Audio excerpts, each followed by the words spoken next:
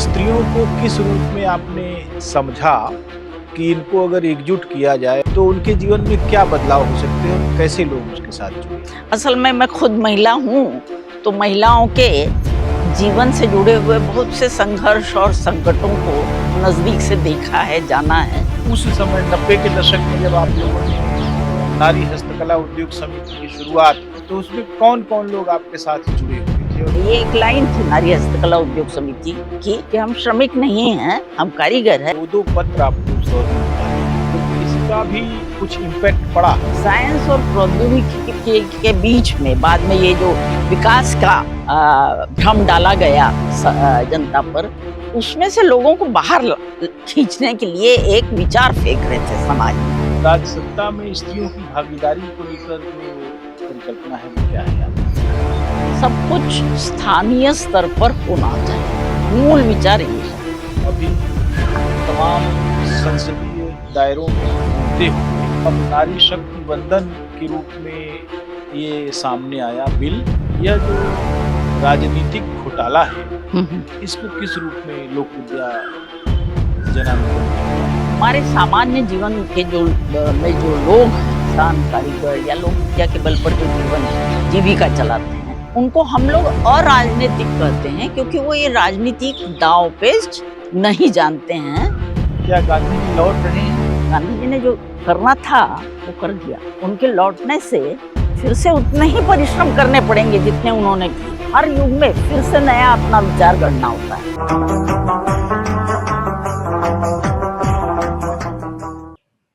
चित्रा सहस्त्रबुद्धे की जब भी बात होती है तो लोक विद्या जन आंदोलन की तस्वीर उभरती है। और लोक विद्या जन आंदोलन का तात्पर्य यह है कि तमाम सारे समाज जो भारतवर्ष के हैं, जो अपनी सहज प्रतिभा से जो सृजन करते हैं, वही लोक विद्या है।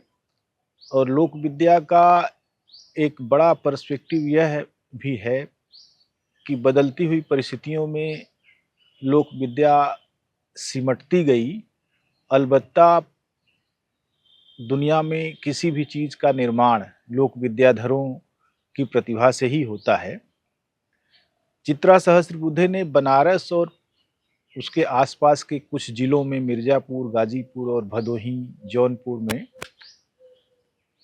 नारी हस्तकला उद्योग समिति की स्थापना की 1990 के दशक में। और एक बड़ी संख्या उन्होंने ऐसे लोगों की अपने साथ जोड़ी जो किसी न किसी लोक विद्या के जानकार थे।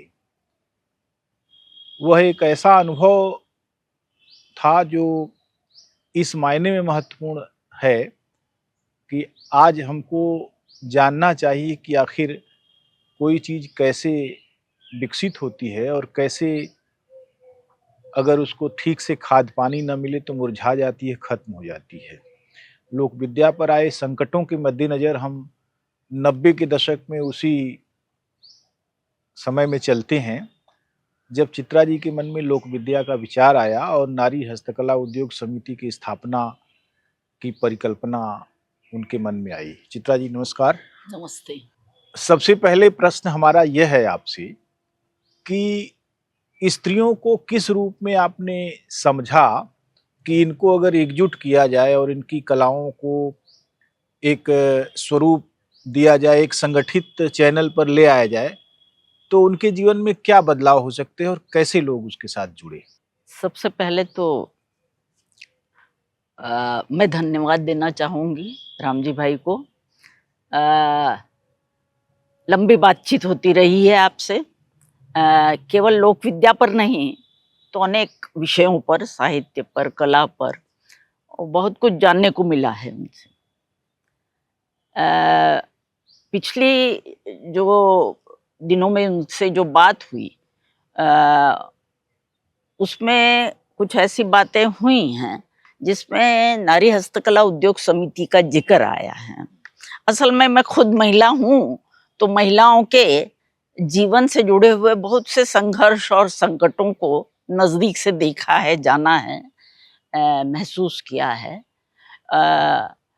लेकिन एक बात, चूंकि जवानी में आदमी व्यक्ति, चाहे स्त्री हो चाहे पुरुष हो, बहुत से वाकयों से उसका सामना होता है और दिमाग में एक उथल पुथल चलती रहती है कि क्या हो रहा है दुनिया में और हमारी भूमिका क्या है इसमें। तो ये सब सोचते हुए मुझे याद है कि जब हम IIT में थे तो मजदूर किसान नीति, हमेशा ही हमने समूह में काम किया। बिना समूह के व्यक्तिगत मतलब लोक विद्या विचार हमारा विचार नहीं है, इस समूह का विचार है। तो हमसे एक बार हमारे जो थोड़े से सीनियर थी, उन्होंने पूछा कि चित्रा तुम आगे क्या करना चाहती हो, क्योंकि मैं इधर उधर काफी जाती थी समाज में, बाहर दिल्ली में। तो मैंने उनसे कहा कि मैं महिलाओं के बीच में काम करना चाहती हूँ, और खास तौर से सामान्य महिलाओं की। ये मेरा उत्तर था। मेरे दिमाग में कोई आइडिया नहीं था कि मैं क्या करने जा रही हूँ या क्या करूँगी, पर यह तय था कि PhD में जो ज्ञान मिला है उसका उपयोग ज्यादा नहीं करना है। तो इस हिसाब से मेरा जोर सामान्य महिला पर केंद्रित हुआ और मेरा ध्यान, और उस समय महिला आंदोलन उठाव पर था, केवल भारत में ही नहीं तो दुनिया भर में एक लहर सी चल रही थी और महिलाओं के मुद्दों को काफी सामने लाया जा रहा था। ऐसी परिस्थितियों में कुछ संगठनों के बीच आना जाना भी मेरा बढ़ा। कुछ पत्रिकाओं काएं जो वहाँ से प्रकाशित होती, दिल्ली में रहने का ये फायदा था कि बहुत सी चीज़ों के बारे में जानकारी हो जाया करती थी, प्रत्यक्ष भी देखा जा सकता था। तो जाना आना शुरू हुआ, लेकिन वो मुझे बार बार ये महसूस हुआ कि इसमें सामान्य महिलाएं नहीं हैं, उनकी बात नहीं है, उनके तौर तरीके नहीं हैं। वो सुन लेंगी उस बात को जो इन समूहों में चर्चा के लिए हो रहा है, लेकिन उनकी कोई उससे जीवन में कोई बदलाव की कोई उनको आशा नहीं लगेगी, ना उत्साह लगेगा कि इससे बदलाव आएगा। और फिर बदलाव क्या लाना है ये भी साफ नहीं। तो बदलाव किस दिशा में होगा, तो थोड़ा बहुत पढ़ना शुरू किया महिला आंदोलन से जुड़े हुए विचारकों के, महिलाओं ने क्या किया अपने देश में, बाहर के देशों में। और फिर जब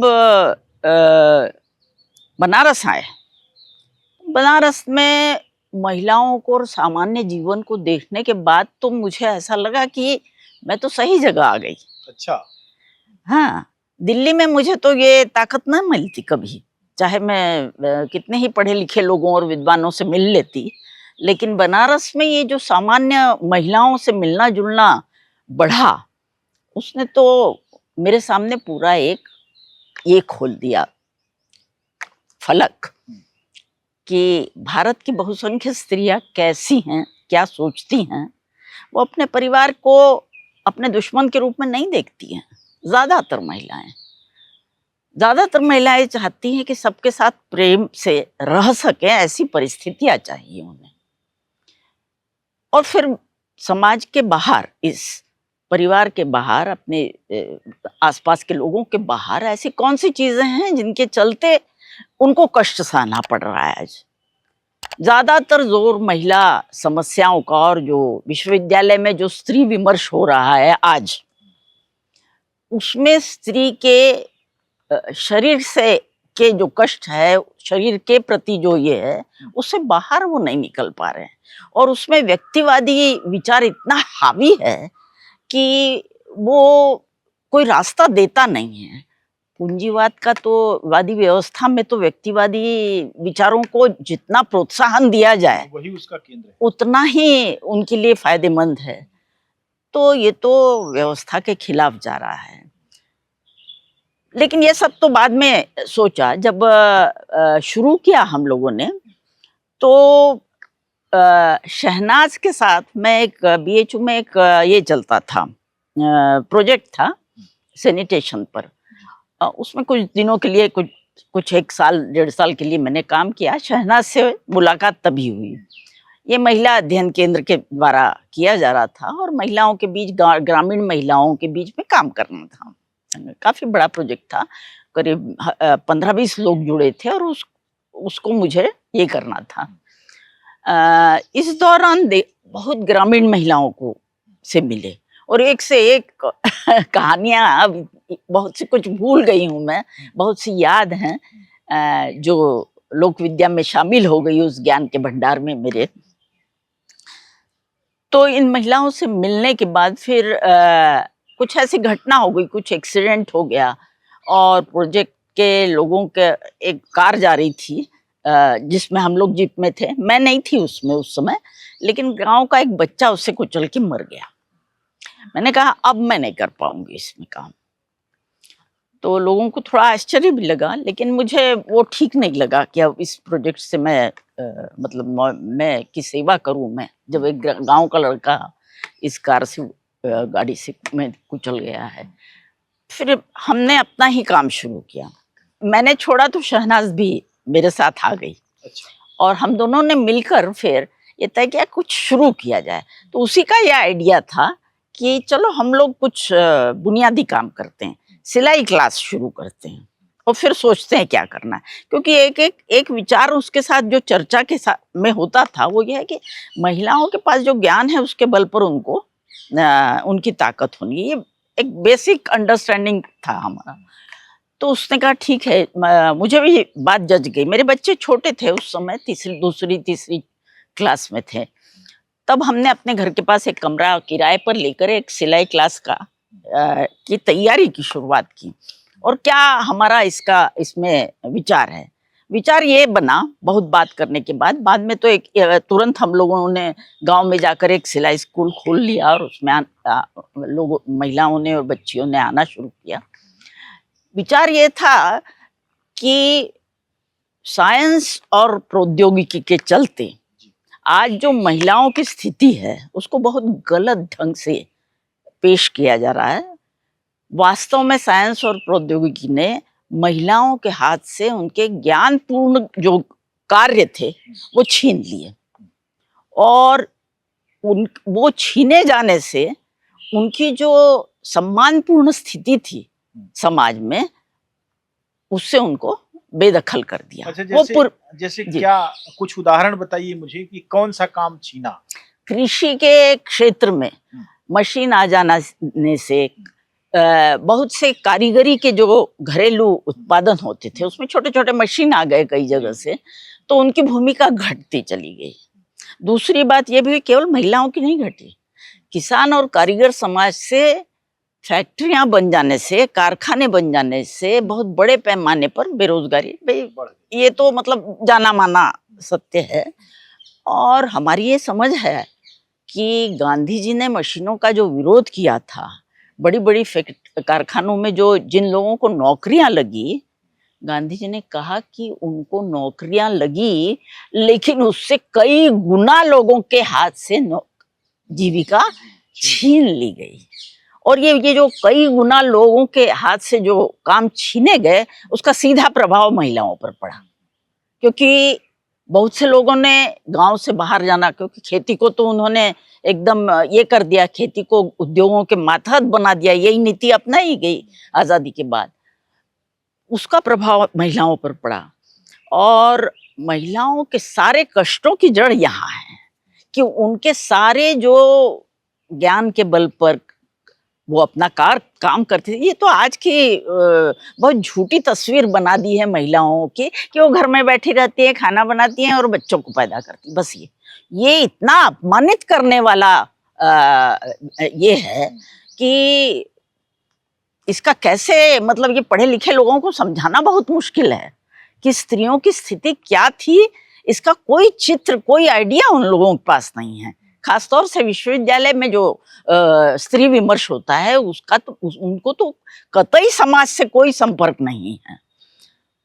तो ये बात हम लोगों ने कहा, एक नारा बनाया नारी हस्तकला उद्योग समिति का कि साइंस और प्रौद्योगिकी ने, खास विशेष जिसको हम एक इसमें कहें तो आधुनिक शिक्षा ने स्त्रियों को निष्क्रिय कर दिया। देखिए बाहर जो विमेन्स मूवमेंट हुई भारत के बाहर पश्चिमी देशों में, उन्होंने ये कहा कि ये स्त्रियां निष्क्रिय हैं स्वभाव से ही, पुरुष सक्रिय है लेकिन स्त्रियां निष्क्रिय हैं। हम ठीक उल्टा बता रहे हैं कि भारत की परंपरा में स्त्रियों को सबसे सक्रिय रहा है, बहुत अधिक सक्रिय माना गया है। कहीं भी इसका जिक्र नहीं है, लोक में भी और कुछ लिखित इसमें भी। जैसे मैं एक छोटी सी बात बता रहा हूँ कि जैसे जब गेहूं वगैरह बुआई होती थी तो हमारी दादी हाँ एकमात्र ऐसी सदस्य हुआ करती थी घर की, सबसे बुजुर्ग, जो कुण के पास माने ऐसे गेहूं बोते हुए चलती थी। हाँ। और यह कौशल सीखना पड़ता था, ये सामान्य कौशल नहीं है कि बराबर गेहूं गिरे, बिल्कुल, और बराबर जो है एक पर एक ज्यादा माने न हो, खाद छींटना, ये सब काम औरतें करती थी। लेकिन धीरे धीरे ट्रैक्टर से बुआई जब शुरू हो गई तो अब उस तरह के लोग नहीं रहे। एक तो ये देखिए दिक्कत यहाँ है, लोक विद्या सहज विद्या नहीं है, सीखनी पड़ती है। ये जो आपने कहा ना, पर वो सहज नहीं है, मेहनत से और विपरीत मौसम और स्थितियों के बीच में वो सीखना पड़ता है। तो सीखना पड़ता है तो बहुत सी उसको उसमें निश्चित रूप से ज्ञान है। वो ज्ञान कैसा है, जबकि बड़ी आसानी से लोग कहते थे कि घर में बैठी हैं कुछ कर देती हैं, हो गया। तो ये अपमान करने वाली, अपमानास्पद स्थिति जो बना दी गई है, ये कि उनके किसी काम को मूल्य नहीं है और उनको निष्क्रिय कर दिया क्योंकि उनको आता ही नहीं है। वहां पर प्रौद्योगिकी लाइए और काम करवाइए, उसका नतीजा हम लोग भोग रहे हैं कि एआई आ गया है और एआई के मार्फत सारे काम हो जाएंगे, आदमी को कुछ करने की जरूरत ही नहीं है। सामान्य लोगों को जिसको कहते हैं खदेड़ दिया है, सक्रियता से बाहर कर दिया। तो ये एक परिणाम हम लोगों ने वहाँ उस समय पहचाना कि ये होने जा रहा है। उस समय 90 के दशक में जब आप लोगों ने नारी हस्तकला उद्योग समिति की शुरुआत की जी, तो उसमें कौन कौन लोग आपके साथ जुड़े हुए थे और किस रूप में जुड़े हुए थे? देखिए पहले तो शुरुआत तो शहनाज और हमने ही की मिलकर कि क्या करना चाहिए वगैरह, ये बातचीत चलती थी। साथ में मजदूर किसान नीति के जो लोग थे उनसे वार्ता होती थी। महिलाओं का प्रश्न तो जीवंत था उस समय किसी भी पॉलिटिकल एक्टिविस्ट के लिए, और बातें उनसे होती थी इन मुद्दों पर।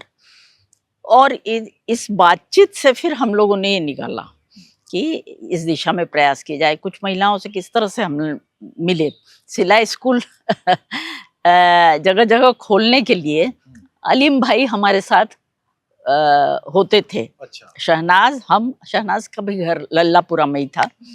तो करीब 12-13 जगह हम लोगों ने अलग अलग मोहल्लों में सिलाई स्कूल खोले, और उसके लिए एक कार्यालय चाहिए, मतलब कम से कम एक कमरा तो चाहिए ना।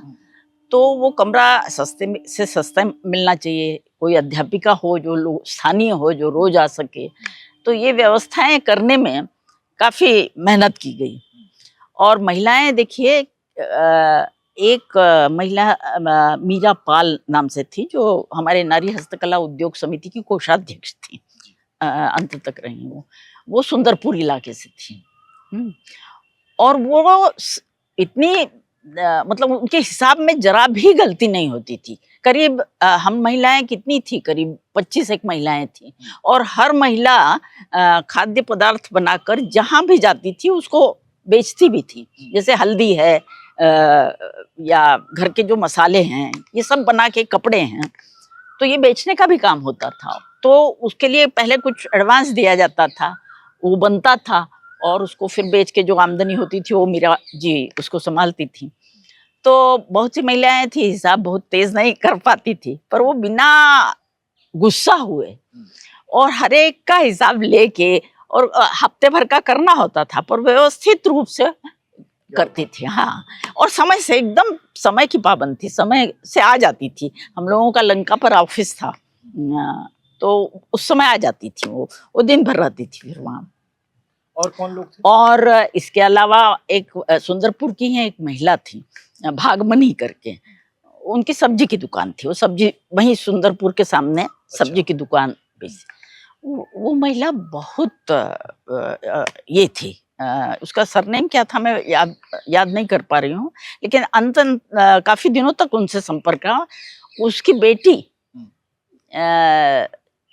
खेल, शायद राज्य स्तरीय खेल में कौन सा खेल था मुझे याद नहीं आ रहा है, उसको अवार्ड मिला कुछ ऐसा।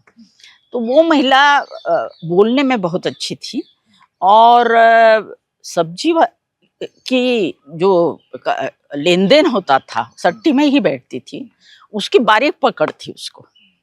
और वो बताती थी कि किस तरह से सब्जी वालियां दिन भर का काम करती हैं और कितना उसमें से निकल के आता है उनके पास।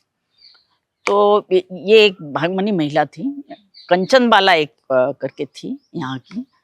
वो बहुत अच्छा गाना गाती थी और काफी लोगों से बात करने में उसका ये बहुत अच्छा था। मीठी बात करती थी बहुत प्यार से। एक चंदा यादव करके थी, अब नहीं रही, गुजर गई वो। बहुत बढ़िया पर्सनैलिटी थी उनकी। और किसी भी सम्मेलन में, अच्छा ये सब महिलाएं, भागमनी, मीरापाल, कंचन बाला, चंदा यादव, कोई भी हो, राधिका देवी, सब माइक पर बोलना जानती थी।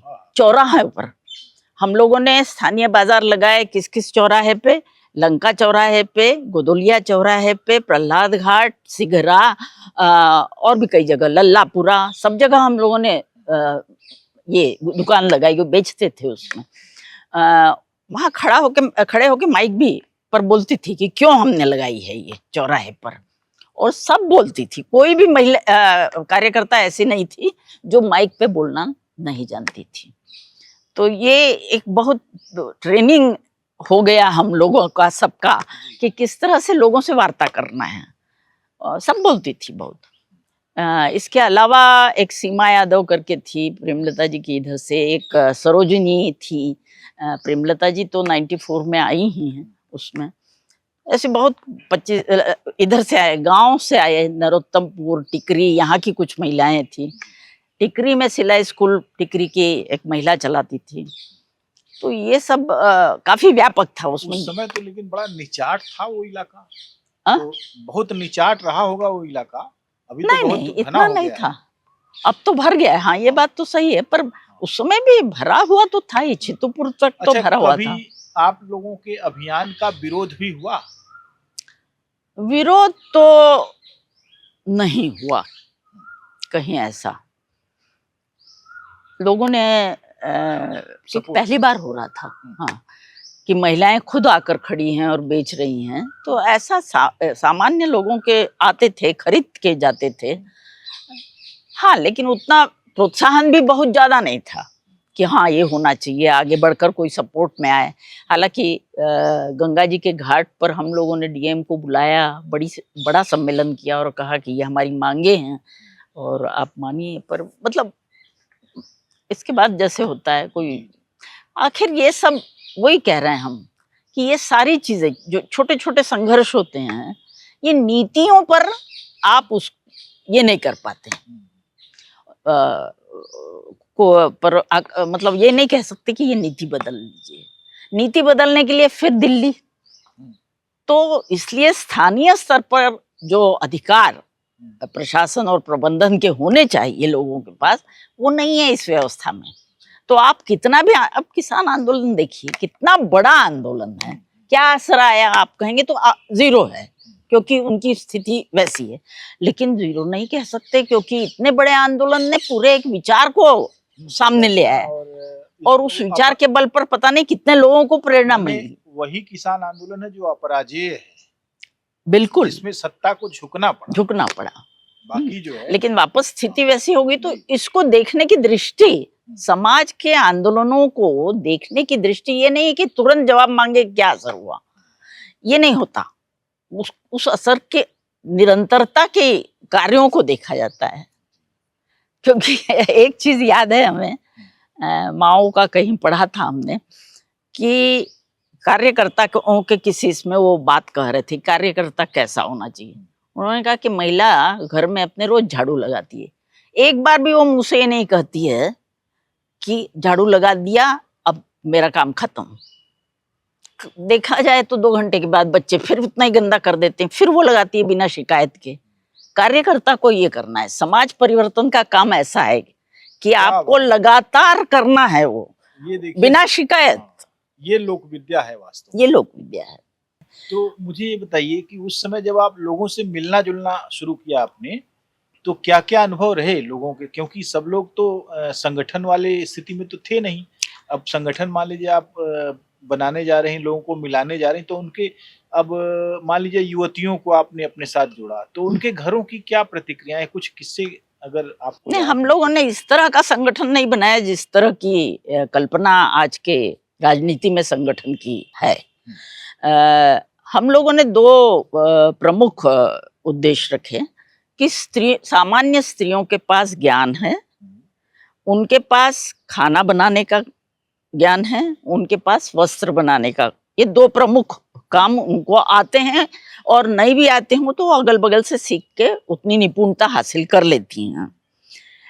और ये दो काम बहुराष्ट्रीय कंपनियां छीन रही हैं। वो समय था 90 का दशक बहुराष्ट्रीय कंपनियों के आने का था। यही दो मुख्य कार्य क्षेत्र हैं जो बहुराष्ट्रीय कंपनियां छीन रही हैं, और ऐसे में हम लोगों को दावा करना चाहिए कि ये हमारे ज्ञान का और हमारे क्षेत्र का काम है, और ये हमको मिलना चाहिए। और मिलने की शुरुआत ये हो कि उस समय गांव-गांव में सिलाई स्कूल चलाए जाते थे, उन सारे सिलाई स्कूलों को हमने ऑर्गेनाइज किया और उनसे कहा कि हम लोग ये मांग उठाएं कि शहर में जो कपड़ा सिलने की आवश्यकताएं हैं, चाहे अस्पताल में हो, चाहे स्कूल के यूनिफॉर्म्स हो, वो ठेका या वो जो भी काम है वो इन सिलाई स्कूलों को मिलना चाहिए। तो उस सिलाई स्कूल के अराउंड वहाँ की महिलाएं संगठित हो सकती हैं और अपना काम कर सकती हैं। तो इस मांग ने जोर पकड़ा और हम लोगों ने काफी मतलब 3-4 जिलों में ये काम किया, सिलाई स्कूलों के मार्फत काम किया, और जगह जगह सम्मेलन और प्रदर्शनियां लगाई खाद्य और वस्त्र की। और आज भी हमारा ये कहना की मांग है कि अगर इस देश में स्त्रियों की स्थिति, सामान्य स्त्रियों की स्थिति अगर सम्मानपूर्ण बननी है, उन पर अत्याचार रोकने हैं, उनको उनकी एक स्वायत्त सत्ता का एहसास कराने के लिए खाद्य और वस्त्र के क्षेत्र उनके लिए आरक्षित किए जाने चाहिए। उसके अलावा उनके लिए और भी क्षेत्र हैं, जाएं उसमें, वो ये नहीं है, लेकिन इन सामान्यतः जिन स्त्रियों को आता है उनकी सक्रियता इसके माध्यम से बढ़ेगी और इसकी खपत बहुत है। उस दौरान हम लोगों ने ये भी काम किए कि अगल बगल के जो बाजार थे जिलों में उनका सर्वे किया और कितनी दुकानें खाद्य की और कितनी वस्त्र की है, इनकी संख्याएं लिखी, और 50% से ज्यादा दुकानें इन दोनों की मिलके निकल आई। और वो मतलब कॉमन सेंस है कि ये निकलता है ऐसा, लेकिन या इसके आसपास निकलेगा, लेकिन इससे ज्यादा थी कहीं कहीं। तो जब इतनी बाजार में खपत है तो स्त्रियां घर में क्यों बैठेंगी? स्त्रियों के पास काम होना चाहिए। अच्छा, दूसरा पक्ष ये था कि काम तो छीने ही हैं, उनके पुरुषों के हाथ से भी काम छीन लिए गए। उनके पुरुषों को काम के ढूंढने के लिए दूर जाना पड़ा, ये गांव में अकेली रह गए। ऐसे कितनी महिलाएं हमारे पूरे ग्रामीण इलाकों में हैं जो 20-20 साल से अपने पति की राह देख रही है। उस समय काफी महिलाओं से हम लोग मिले। तो ये जो अच्छा, वो पुरुष की मजबूरी ये है कि वो पत्नी को ले नहीं जा सकता, वहां बड़ा महंगा है, जहां भी काम मिल रहा है वहां ले भी जाएगा तो वो अपने समाज से उठकर वो जाएगी और उसको कुछ उसका तौर तरीका नहीं पता है, उसको घर में रहने की मजबूरी है।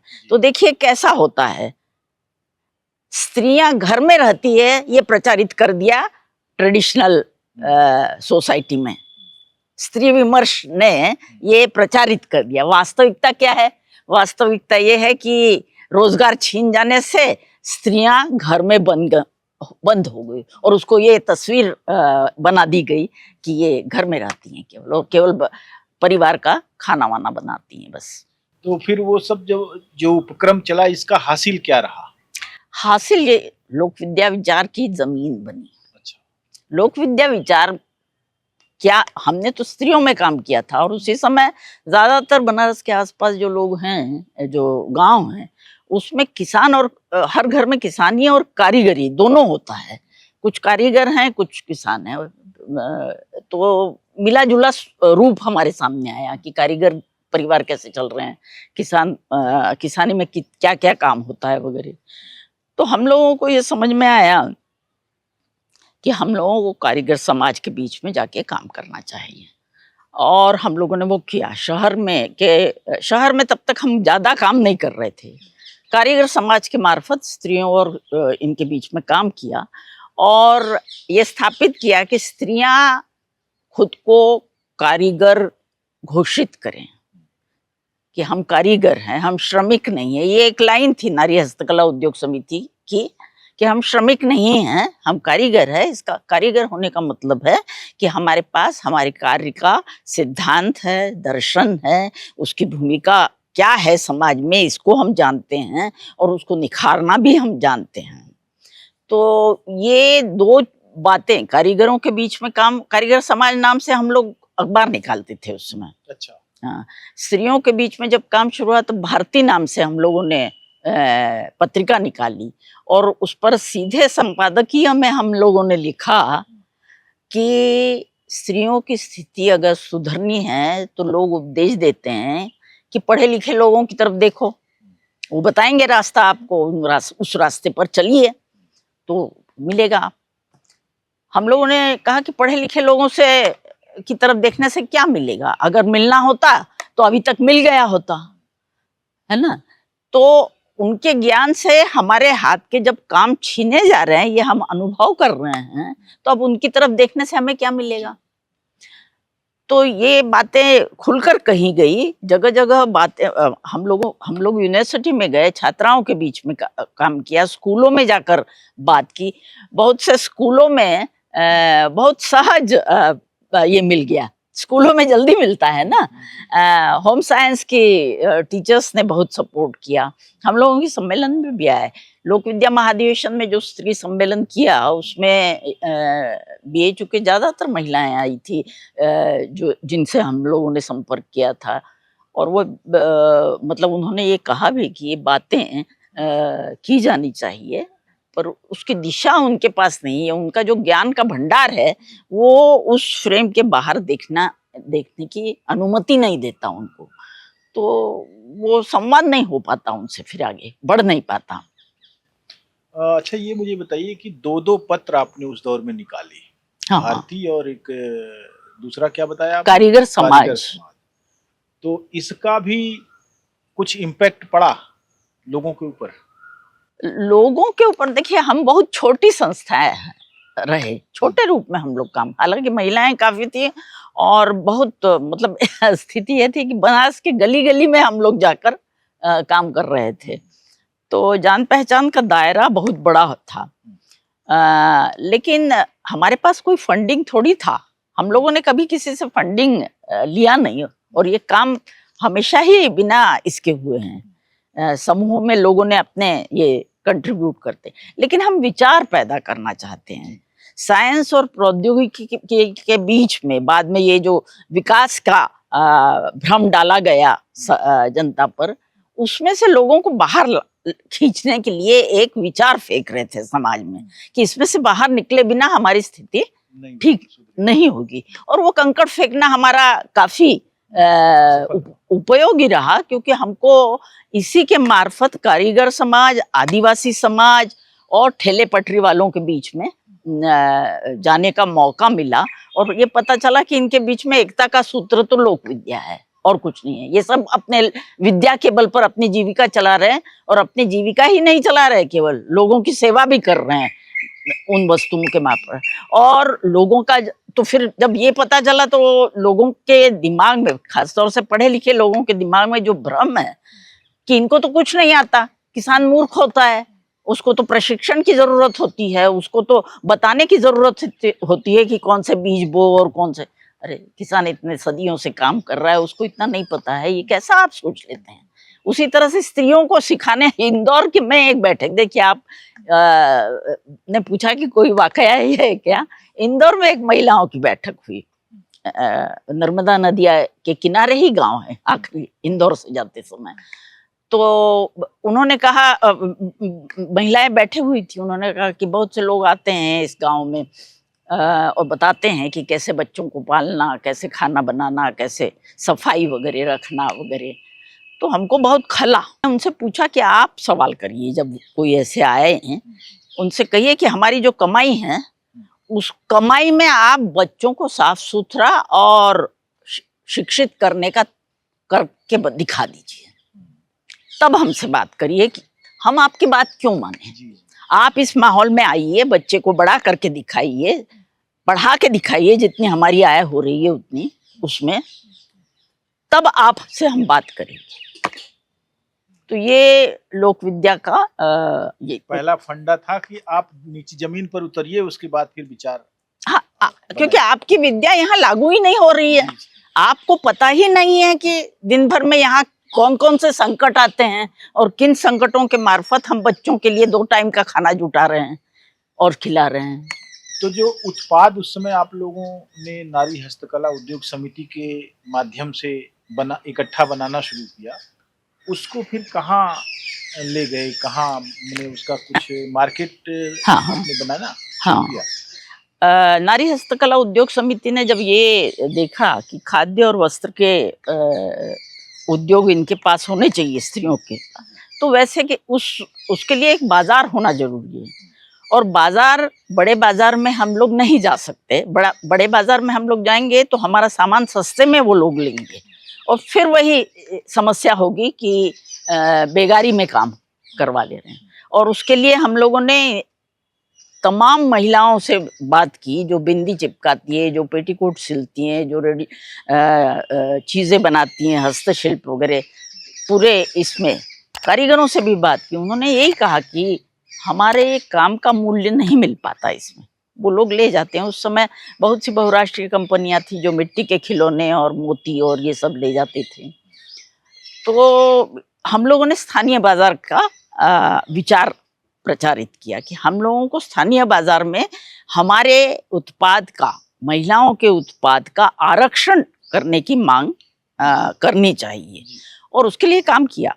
जगह जगह जाकर हम लोग डीएम से भी मिले और सम्मेलन के मार्फत ज्ञापन दिया कि ऐसी जगहें बनाने में जिला अधिकारी पहल लें। कहीं कहीं कुछ माना भी गया है, जैसे जौनपुर की जिला अधिकारी महिला थी उस समय कोई, प्रेमलता जी ने उनसे बात की। प्रेमलता जी शहनाज के बाद नारी हस्तकला उद्योग समिति की मंत्री बनी थी।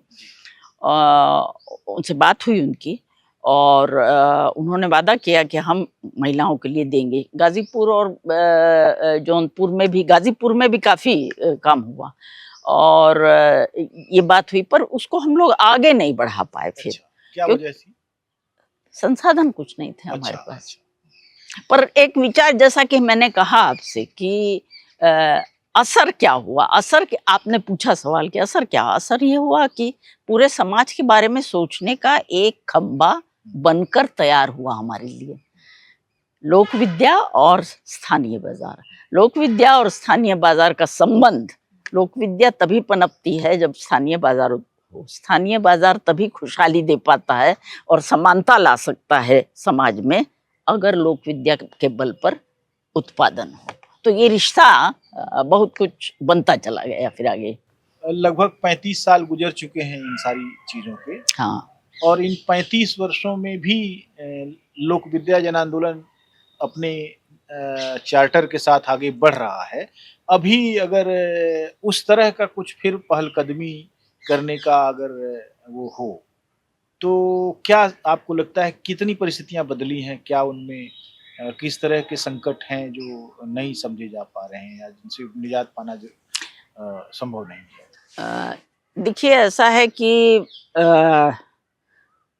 राजनीति बदल गई है, अर्थनीति, पूरी आर्थिक व्यवस्थाएं सारी बदल गई हैं, अंतर्राष्ट्रीय परिस्थितियां एकदम अलग हो गई हैं।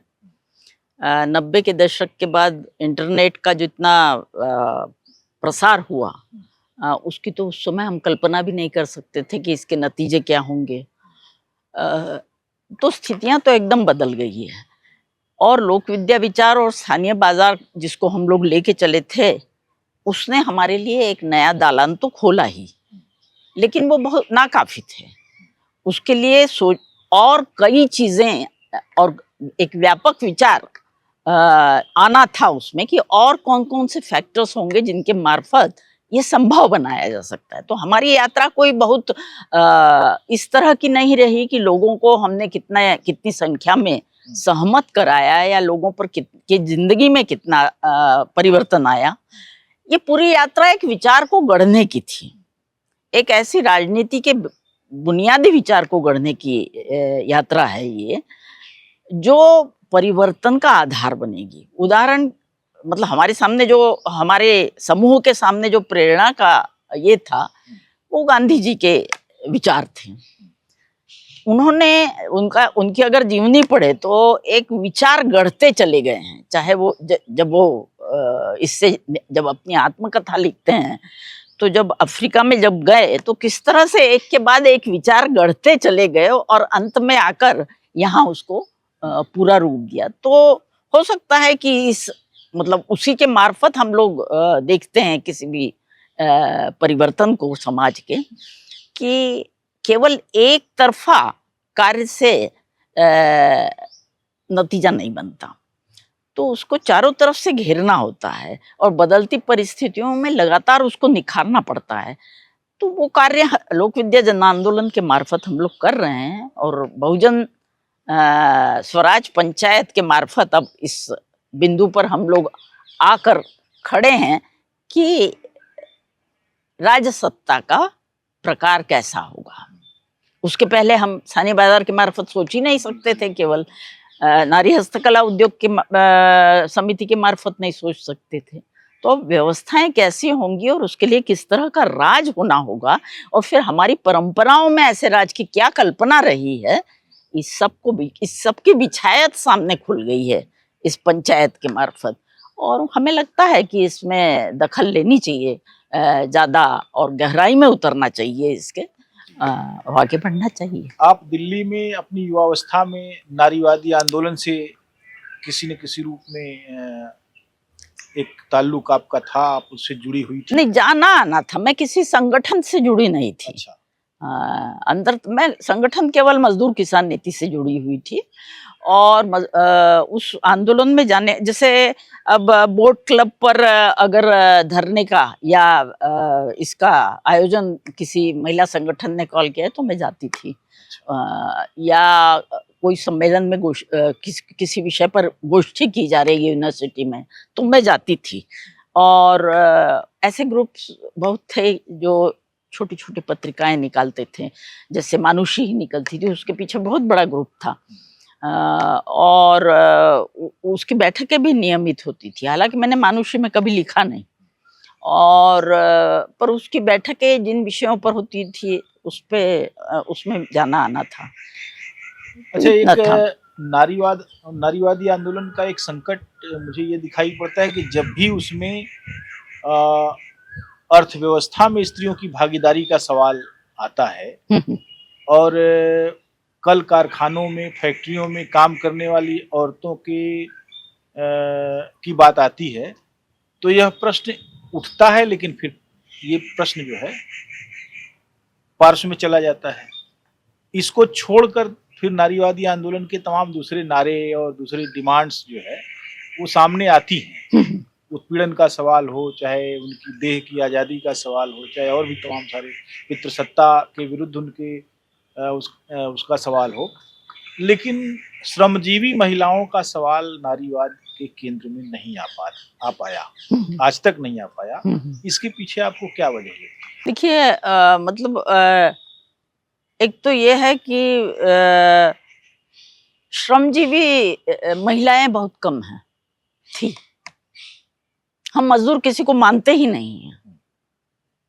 अब आप कह रहे हैं कि कारखानों में जो महिलाएं काम करती हैं उनको नाम दे दिया मजदूर, क्योंकि वो उनके लिए काम करती हैं, वही काम करती हैं, है ना। और उसके बाद ही ये मजदूर शब्द है। अपने समाज में कभी मजदूर शब्द ही नहीं है। औद्योगिक हर कोई ना कोई काम करता था उसका ज्ञान रखता था, इसलिए उसको यहाँ तक कि एग्रीकल्चर लेबर भी शब्द नहीं था इसका कि खेतीहर मजदूर है कोई। तो इसको हम लोगों ने काफी गहराई से खोजा और लोगों से बातचीत की। मुझे याद है यहाँ तिब्बती संस्थान में एक गोष्ठी हुई थी, हम आए थे उसमें। उसमें ये थे दीपक मलिक भी आए थे और शायद दिवाकर, डॉक्टर दिवाकर वो भी आए थे। तो उसमें मजदूरों का सवाल आया। हम लोग उस समय यही पढ़ रहे थे और हम लोगों ने कहा कि कितनी जगह खेतीहर मजदूर का जिक्र आया है, बताइए। अगर किसी ने काम, यूनिवर्सिटी बैठ के क्या काम कर रही है ये बताएं हमें कि खेतीहर मजदूर हमारी खेती परंपरा में क्या शब्द था उसके लिए और कितनी संख्या थी उसकी। तो इसकी जानकारी नहीं है ज्यादातर अपने समाजों में। जो कुछ है ये आधुनिक पिछले 100-200 साल में जो कुछ शब्द आए हैं, और चूंकि समाज बदल गया, मजदूर बना दिया है सबको, किसान हो, कारीगर हो, जिस स्त्रियां हो, सबको मजदूर बना दिया। तो ये इस विचार, यहाँ से हम उठकर बात नहीं कर सकते।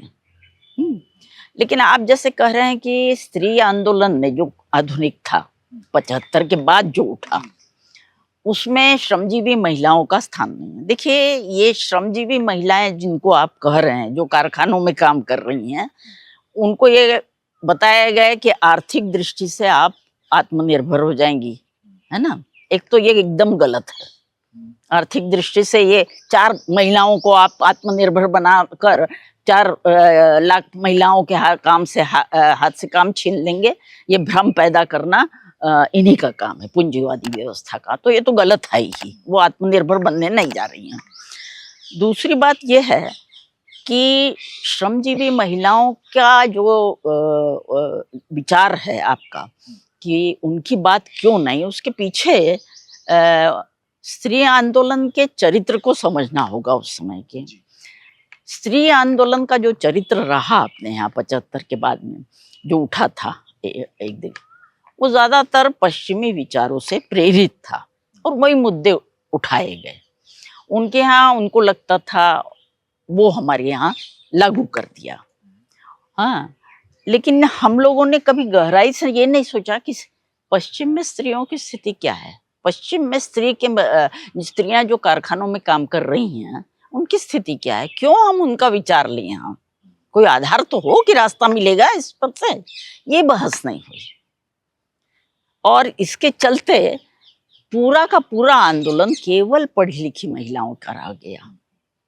और इसमें उन्होंने पूरे के पूरे ग्रामीण समाज की महिला, जो जिसको हम ये कह रहे हैं, और शहर की भी सामान्य महिलाओं के जीवन के प्रति कोई संवेदना नहीं रही उसमें।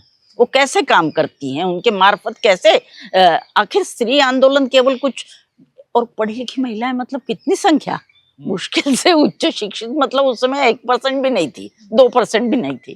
तो 2% महिलाओं को आप स्त्री आंदोलन का हिस्सा भी मान रहे हैं और उसका बड़ा विचार भी मान रहे हैं कि वो देश को प्रभावित कर दे, देश की स्त्रियों को। और उसमें एक भी बात नहीं है सामान्य महिलाओं की। केवल इतना ही नहीं, अपने समाज की भी कोई समझ नहीं है। तो ये कमजोरी इस वजह से है। देखिए, पश्चिमी पूंजीवादी देशों में समाज की कोई ये नहीं है, कल्पना नहीं है। आधुनिक राज्य सत्ता में व्यक्ति और राज्य सत्ता है, जो उसके बीच में कुछ भी नहीं है। राजसत्ता की बात आपने कही कि राजसत्ता कैसी हो, इसकी परिकल्पना चल रही है। राजसत्ता में स्त्रियों की भागीदारी को लेकर जो परिकल्पना है वो क्या है आपकी? सब कुछ स्थानीय स्तर पर होना चाहिए, मूल विचार ये है। अब कल्पना यही है कि स्थानीय स्तर पर, पंचायत के स्तर पर अगर हम लोग निर्णय में बनाए लेते रहें तो व्यवस्थाएं बहुत इफिशिएंट होंगी। एक तो पहली बात, तुरंत काम होंगे सारे। और दूसरा, लोगों की भागीदारी बहुत होगी, महिलाओं की भी भागीदारी हो पाएगी। और उसी को करने के लिए, उसी को हम लोग स्वराज कहते हैं। अगर लोगों की, सामान्य लोगों की व्यवस्थाओं के संचालन और व्यवस्थाओं के प्रबंधन में भागीदारी होगी तो ये अन्याय जितने भी तरह के हैं उनकी संभावना घटती जाएगी। ये जो अभी तमाम संसदीय दायरों में घूमते हुए अब नारी शक्ति वंदन के रूप में ये सामने आया बिल, और उसमें 2029 में उसको लागू करने की बात थी। अब कह रहे हैं कि परिसीमन के बाद सीटें बढ़ेंगी तब होगा, और 543 जो सीटें हैं उसमें महिलाओं की अभी बात मत कीजिए। यह जो राजनीतिक घोटाला है, इसको किस रूप में लोक विद्या जन आंदोलन देखता है? देखिए, ऐसा है कि आज राजनीति जो है वो इस आधुनिक राज्य सत्ता के साथ आई है।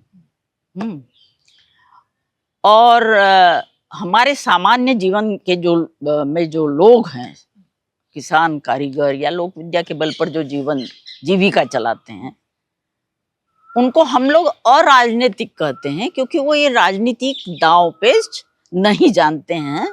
और इस राजनीतिक विचार का जितना भी दर्शन है वो उनको आज तक आजादी के 70-80 साल बाद भी परकीय बना हुआ है।